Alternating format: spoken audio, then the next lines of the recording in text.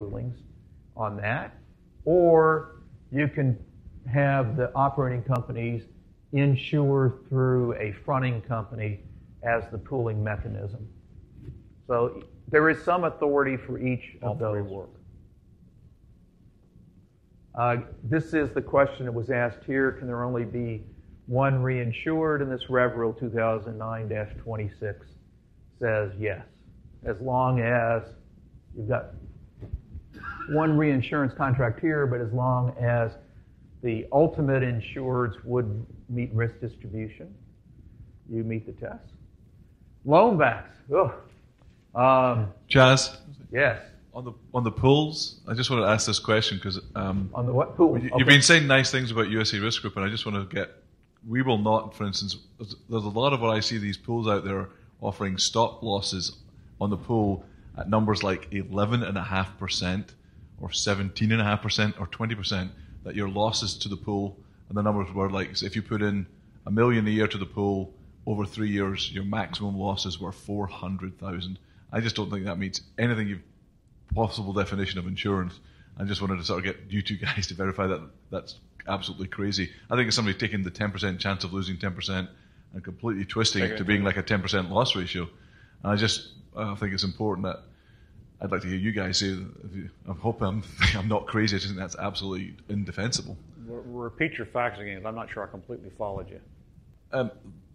You're operating in one of these 831 pools, and you're paying in, let's just use, say $500,000 a year, and they're saying you'll have paid in $1.5 million in 3 years. They're basically saying your losses to that pool will not exceed $300,000 in that 3 years.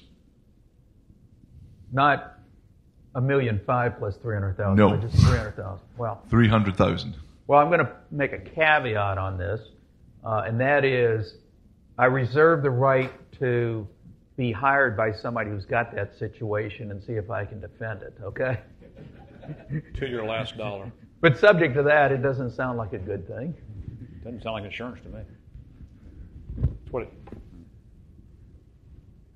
Loan backs. I'm negative on loan backs because it's one thing you can control. The IRS doesn't like them. Why poke the man in the eye? But some people want to do it. The IRS asked the industry, well, what do you think about loan backs? And the industry came back and said, you got all this wrong about can I loan back 20% or 30% or 50% or whatever that number is. What you really ought to be looking at is the insurance decision, the underwriting decision is independent of the investment decision. And you got to invest your money someplace. You can't just make a non-decision. So it's going to go someplace. And so you ought to figure out whether or not the loan is enforceable and it's got the proper security and makes business sense, whether or not the regulator approved it or permitted it, whether or not the borrower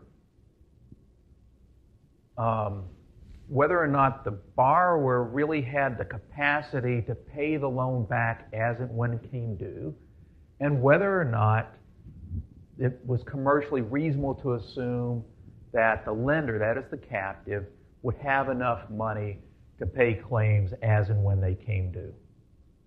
And maybe that ought to be the test. And the service has done nothing with that. I don't anticipate them to do anything with it.